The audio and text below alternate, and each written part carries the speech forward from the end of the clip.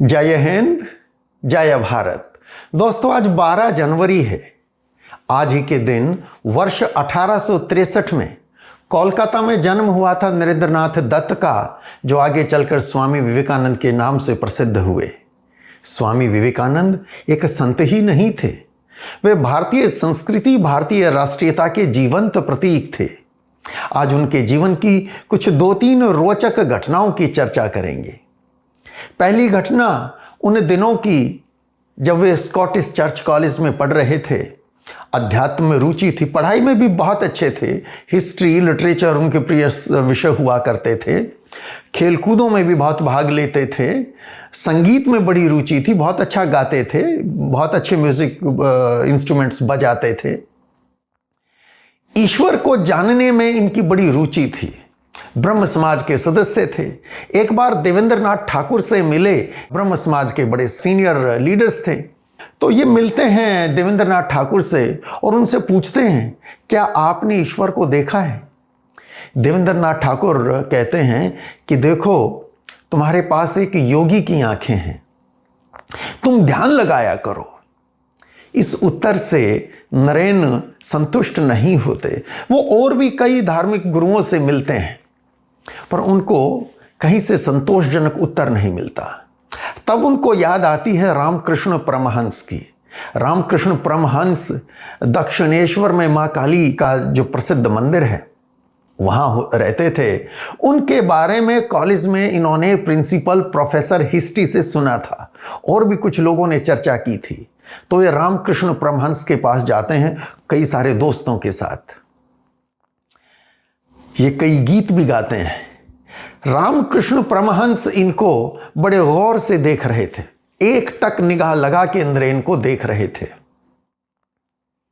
जब गीत पूरे हुए तो रामकृष्ण परमहंस ने इनका हाथ पकड़ा और इनको कमरे से बाहर एक और ले गए और वहां जाकर रोने लगे रामकृष्ण परमहंस और कहते हैं, तुम कितनी देर से आए हो, मैंने तुम्हारा कितना इंतजार किया है, तुमने कितना तड़पाया है, तुम कितने निष्ठुर हो।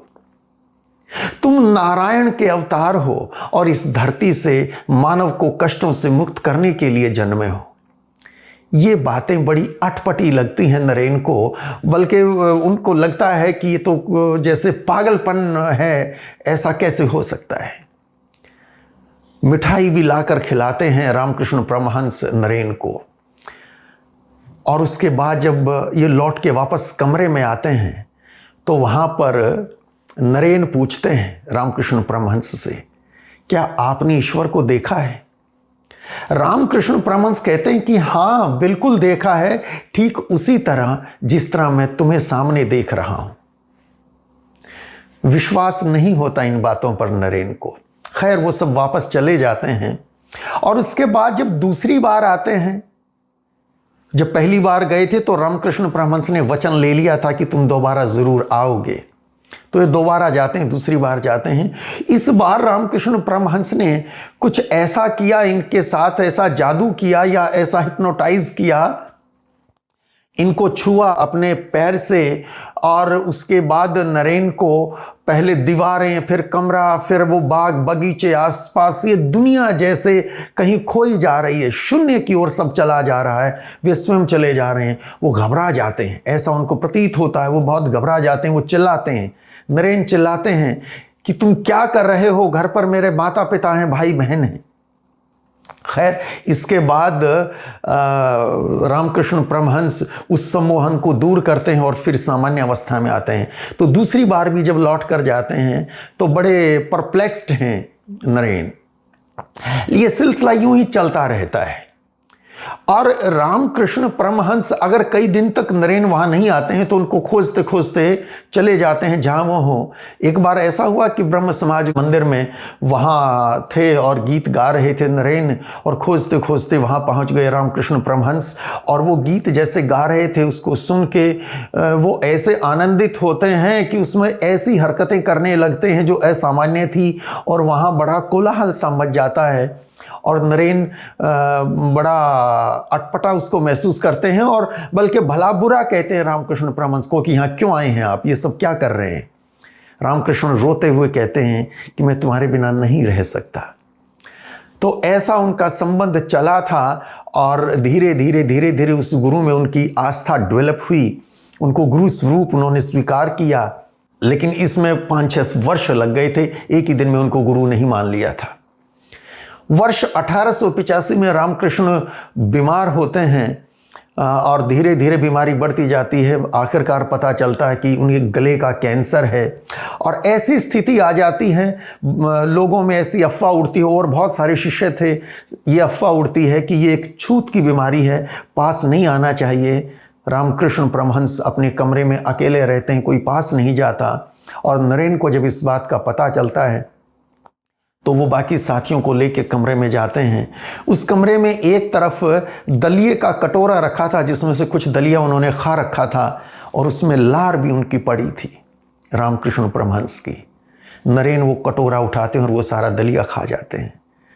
अब है तो बड़ी ही ये अटपटी सी बात, ऐसा होता है, ऐसा करते हैं। उनका पर्पज़ है कि बाकी साथियों को ये सीख दे सके कि देखिए कैंसर छूत की बीमारी नहीं है और ये हमारे गुरु हैं, पूज्य हैं, इनकी सेवा करने का समय है, दूर भागने का नहीं। और अंतिम समय तक नरेन सेवा करते हैं अपने गुरु की। 15 अगस्त 1886 को रात को 1 बजे के बाद देहांत हुआ था रामकृष्ण परमहंस का। और उन्होंने वचन लिया था कि मेरे पास जो था वो सारी पूंजी मैंने तुम्हें दे दी है नरेन, अब तुम्हारी जिम्मेदारी है कि ये प्रकाश तुम देश भर में, दुनिया भर में फैलाओगे और ऐसा किए बिना तुम इस धरती से जाओगे नहीं। ऐसा हुआ था। उसके बाद खैर रामकृष्ण परमहंस की मृत्यु हो जाती है और फिर नरेन देश भर में घूमने निकलते हैं। वो बनारस जाते हैं और बनारस में भी एक बड़ी मज़ेदार घटना घटती है जो उनको जीवन में आगे बढ़ने के लिए बड़ी प्रेरणा देती है। हुआ यूँ कि वहाँ बहुत सारे बंदरों का झुंड इनको घेर लेता है और ये भागते हैं। जब ये भागते हैं तो दूर किसी एक सन्यासी ने देखा, वो आवाज़ देता है कि भागो मत, ठहर जाओ। और ये रुक जाते हैं और जब ये रुक जाते हैं, डट जाते हैं, तो फिर बंदर पीछे हट जाते हैं। और इससे नरेन को ये सीख मिलती है कि जीवन में संकटों से भागना नहीं होता, डटकर मुकाबला करना होता है। खैर अलग अलग जगह घूमते हुए नरेन उत्तर भारत में, वो बनारस, अयोध्या, अलग अलग जगह होते हुए वे मेरठ पहुंचते हैं और मेरठ में बल्कि एक रामकृष्ण आश्रम भी शुरू करते हैं। इसके बाद जनवरी 1891 में वीवी दिशानंद के नाम से ये दिल्ली जाते हैं और असली नाम नरेंद्र नाथ दत्त के नाम से नहीं है और तब तक विवेकानंद नाम नहीं बना था, नहीं लिया गया था। इसके बाद फिर ये जाते हैं राजपूताना में। आज राजस्थान जो है वो राजपूताना कहलाता था, अलग अलग रियासतें हुआ करती थीं। ये अलवर पहुंचते हैं फरवरी 1891 में। अलवर के महाराजा से भी जब इनकी भेंट होती है दरबार में, तो वहाँ भी बड़ी रोचक घटना घटती है। महाराजा इनको देखकर कहते हैं, इनसी बातें सुनी, बड़े विद्वान थे, अंग्रेज़ी पढ़े लिखे थे, ग्रेजुएट थे, बड़े इंटेलिजेंट थे और अध्ययन भी खूब किया हुआ था। तो बातों से पता चलता था कि कोई बड़े विद्वान, और स्वास्थ्य भी बहुत अच्छा था विवेकानंद का। तो वहाँ के महाराजा, उनका नाम था मंगल सिंह, वो कहते हैं कि आपकी सेहत इतनी अच्छी, आप ऐसे बड़े विद्वान हैं, आप तो बैठे बैठाए खूब पैसे कमा सकते हैं, फिर भिखारियों की तरह देश भर में क्यों भटक रहे हैं। वो जो महाराजा थे वो अंग्रेजों के साथ अच्छी उनकी बनती थी, खूब उनके साथ उठते बैठते थे, खाते पीते थे। तो जब ऐसा कहा अलवर के महाराजा ने, तो इन्होंने कहा कि आप अंग्रेजों के साथ रहते हैं, उनके साथ शिकार करते रहते हैं, प्रजा की भलाई को छोड़कर क्या मिलता है आपको इस शिकार में, क्यों ऐसा करते रहते हैं।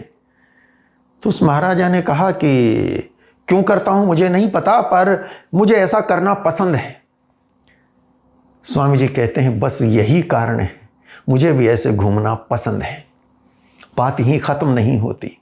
महाराजा अलवर इनसे कहते हैं कि आप मूर्ति पूजा की बात करते हैं, लोगों को मूर्ति पूजा के लिए आप प्रेरित करते हैं। मिट्टी की, पत्थर की, काठ की मूर्ति में, उसमें भगवान कैसे हो सकता है, उसकी पूजा की क्या आवश्यकता है। तो स्वामी जी उनके दीवान की ओर इशारा करते हैं, दीवान को बुलाते हैं। दीवान बोले तो प्राइम मिनिस्टर उस प्रिंसली स्टेट का, और कहते हैं कि वो दीवार पे जो तस्वीर टंगी है वो किसकी है, उसको उतार कर लेके आओ। वो महाराजा की तस्वीर थी, उसको लाया जाता है और फिर दीवान को कहते हैं कि इसके ऊपर थूक दीजिए। अब महाराजा के सामने दरबार में महाराजा की तस्वीर पर थूकने की बात कर रहे थे। सब सकपका जाते हैं, घबरा जाते हैं और सबको लगता है कि अब ये स्वामी तो गए, महाराजा इनको तो नहीं छोड़ने वाले हैं। दीवान कुछ बोल नहीं पाते, तो फिर दोबारा कहते दीवान से, क्या हुआ, क्यों थूक क्यों नहीं रहे हो आप? तो दीवान ने कहा कि आप जानते हैं स्वामी जी आप क्या कह रहे हैं, ये किसकी तस्वीर है? ये महाराजा की तस्वीर है। स्वामी जी कहते हैं ये कागज की तस्वीर है, इसमें ना हाड है ना मांस है आपके महाराजा का, इसमें महाराजा कहां है? क्या एतराज है आपको इस पर थूकने से? इसके बाद महाराजा की आंखें खुलती हैं। स्वामी जी कहते हैं बात सही है कि काठ की, पत्थर की, मिट्टी की मूर्ति में भगवान नहीं होगा, लेकिन उस मूर्ति में छवि देखता है भक्त ईश्वर की और पूजा करता है। इस तरह से अपमानित करना उचित नहीं। जब आपकी इस तस्वीर पर थूकते हुए गुस्सा आ रहा है सबको, क्यों? क्योंकि इसमें वो आपकी छवि देखते हैं। यही हाल एक भक्त का होता है ईश्वर के साथ उसके संबंध में। खैर, वो आगे बढ़ते जा रहे हैं और वो पहुंचते हैं माउंट आबू। वहां उनकी मुलाकात होती है खेतड़ी के महाराजा। खेतड़ी भी एक प्रिंसली स्टेट थी राजपूताना में, झुंझुनू के पास। खेतड़ी के महाराजा होते थे अजीत सिंह। उनसे भेंट इनकी होती है माउंट आबू में, और ये महाराजा के साथ खेतड़ी भी आते हैं तब। और उसके बाद कुछ समय के बाद वो बहुत अच्छा संबंध इनका बनता है अजीत सिंह के साथ। अजीत सिंह इनके शिष्य बनते हैं, अजीत सिंह इनके मित्र बन जाते हैं, अजीत सिंह इनके बड़े सहयोगी बन जाते हैं। अजीत सिंह के 2 बेटियां थी। अजीत सिंह इनसे कहते हैं कि स्वामी जी आप बड़े पहुंचे हुए हैं, आप मुझे वर दीजिए कि मुझे पुत्र प्राप्त हो। ये कहते हैं कि हाँ ज़रूर ऐसा होगा, वर देते हैं। और ये उसके बाद चले जाते हैं। फिर ये गुजरात होते हुए, काठियावाड़, मुंबई होते हुए देश भर में घूमते घूमते, और जहाँ जहाँ जाते हैं वहाँ के राजाओं से, दीवानों से, अधिकारियों से, वहाँ कॉलेज हैं तो वहाँ के प्रोफेसर्स से, स्टूडेंट से, उनसे मुलाकात करते करते ये दक्षिण भारत जाते हैं। मैसूर में पहुंचते हैं। मैसूर में वहाँ के महाराजा होते थे चमा राजेंद्र वाडियार। वो भी इनको बहुत सम्मान देते हैं, स्टेट गेस्ट बना के रखते हैं। और एक दिन वो पूछ लेते हैं कि स्वामी जी आप मेरे दरबारियों के बारे में बताइए, कुछ कहिए। तो ये कहते हैं कि आप चाटुकारों से घिरे हुए हैं, आपका हृदय अच्छा है पर आप चाटुकारों से घिरे हुए हैं। इस बात से महाराजा को परेशानी होती है। वो कहते हैं कि देखिए आप जो कह रहे हैं ना, इसमें बड़ा खतरा है, इतने फ्रैंक मत बोला करें, सब आपके दुश्मन हो जाएंगे, कोई आपको जहर दे देगा। तो स्वामी जी कहते हैं एक ईमानदार सन्यासी को मृत्यु का भय नहीं होना चाहिए, उसे झूठ नहीं बोलनी चाहिए। यदि आपका पुत्र कल मुझसे पूछने लगे कि मेरे पिता के बारे में बताइए, तो मैं वो गुण जो आप में नहीं देख पा रहा हूं, वो मैं कैसे कहूंगा आपके पुत्र को कि आपके पिता में ये सब गुण हैं? मैं झूठ नहीं बोलूंगा। महाराजा बहुत प्रभावित होते हैं, वो भी इनके शिष्य बन जाते हैं। और जब ये चलने लगते हैं तो इनको बड़े बड़े उपहार देने की बात करते हैं, कोशिश करते हैं, लेकिन ये उनसे एक हुक्का और एक सिगार लेते हैं। अब आज अगर हुक्का की या सिगार की, धूम्रपान की बात करें तो लोगों को लगेगा कि ये तो कितनी ख़राब बात थी, वो धूम्रपान करते थे। देखिए दोस्तों, आज हम 21st सेंचुरी में जी रहे हैं, ये 19th सेंचुरी की बात है। तब वो रिसर्च नहीं हुई थी कि टोबैको से क्या नुकसान होते हैं, तब ये सामान्य सी बात हुआ करती थी। खैर, ये रामेश्वरम जाना चाहते थे तो और आगे बढ़ते हैं, जाते हैं और रामेश्वरम भी जाते हैं, कन्याकुमारी पहुंचते हैं, और फिर वो विवेकानंद शिला स्मारक है, कई वहाँ गए भी होंगे आप में से। वहाँ माँ कन्याकुमारी के दर्शन करते हैं और उसके बाद बाहर आते हैं समुद्र में। बिल्कुल भारत की सीमा के वो छोर पे आगे समुद्र में इनको वो रॉक्स दिखाई देती हैं। तो ये तकरीबन 500 मीटर है वो पानी में, ये पानी में कूद जाते हैं और तैरते तैरते वहाँ पहुँचते हैं। वहाँ बताते हैं 3 दिन विवेकानंद ने वहाँ साधना की, जमकर साधना की, खूब चिंतन मनन किया कि भारत की ऐसी दशा क्यों है। देखिए जहाँ देश भर में जब ये घूमते गए हैं, वो कई वर्ष घूमते रहे ये, तो इन्होंने गरीबी देखी। ये देश इतना गरीब क्यों है, ये तो सोने की चिड़िया होता था, ये जगत गुरु होता था, इसकी ये दुर्दशा कैसे हुई, ये जाति पाति का ऊंच नीच का भेद क्यों है। और एक बात और बता दूं,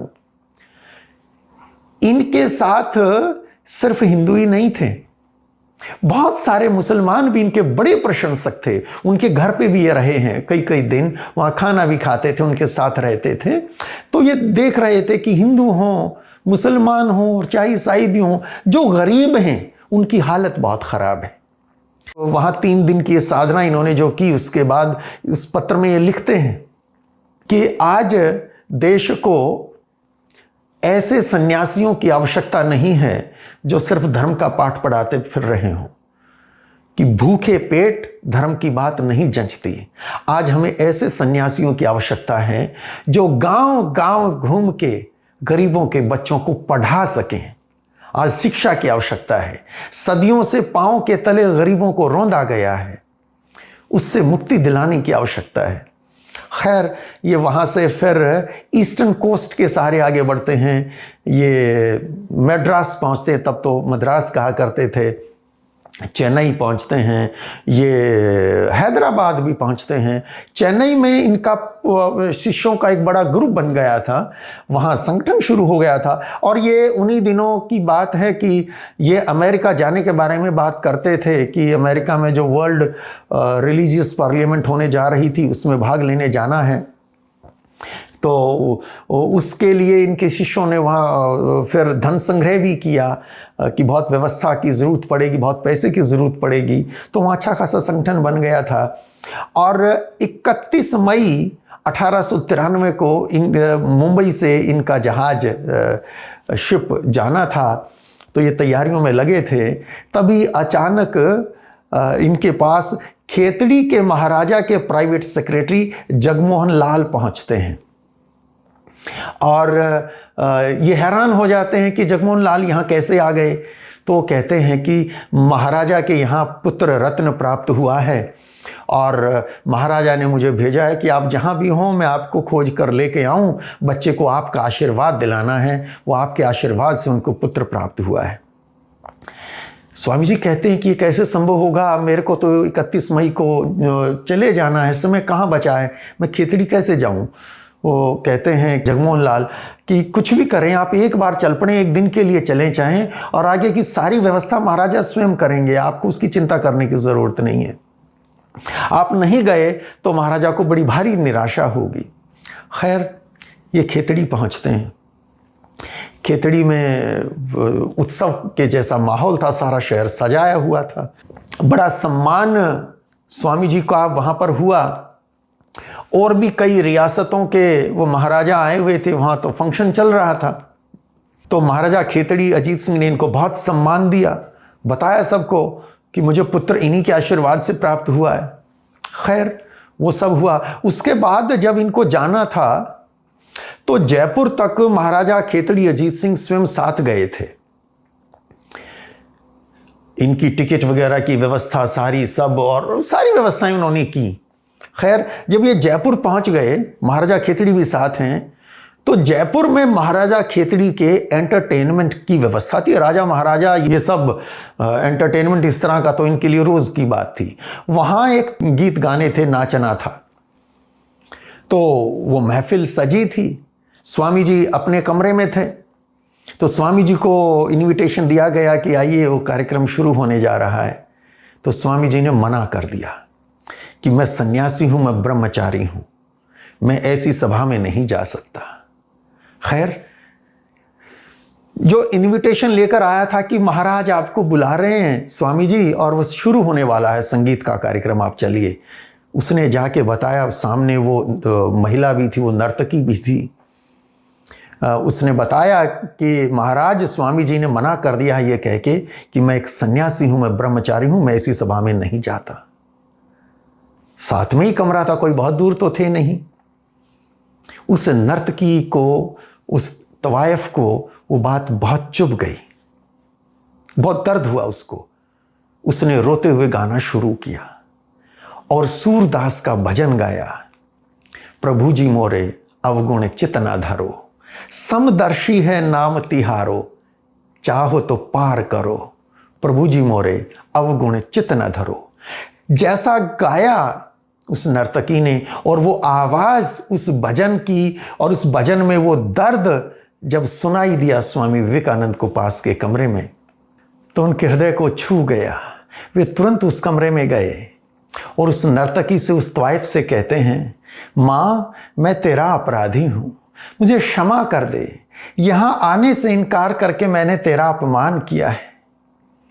मुझे समझ में आ गया, ऊंच नीच ये भेद, ये गलत था। माँ मुझे क्षमा कर दे। तो वो स्वामी जी के लिए उस त्वाइफ का गाया सूरदास का वो भजन, प्रभु जी मोरे अवगुण चित न धरो, समदर्शी है नाम तिहारो, चाहो तो पार करो, उनके हृदय को छू गया। तो ऐसी थी वो घटना। और उसके बाद खैर स्वामी जी वहाँ से चले गए और मुंबई तक महाराजा का प्राइवेट सेक्रेटरी मुंशी जगमोहन लाल भी उनके साथ ही गया था, ताकि कोई कष्ट ना हो स्वामी जी को। तो ये कुछ घटनाएं मैंने आज आपके साथ साझा की, स्वामी विवेकानंद के जीवन से जुड़ी हुई। कभी फिर अमेरिका जाके क्या हुआ, शिकागो का वो उनका कालजयी भाषण कैसा था, क्या क्या कहा, और वो ऐतिहासिक घटना कैसी थी, और उसके बाद क्या हुआ, कभी विस्तार से फिर बात करेंगे। आज के लिए इतना ही। जय हिंद, जय भारत।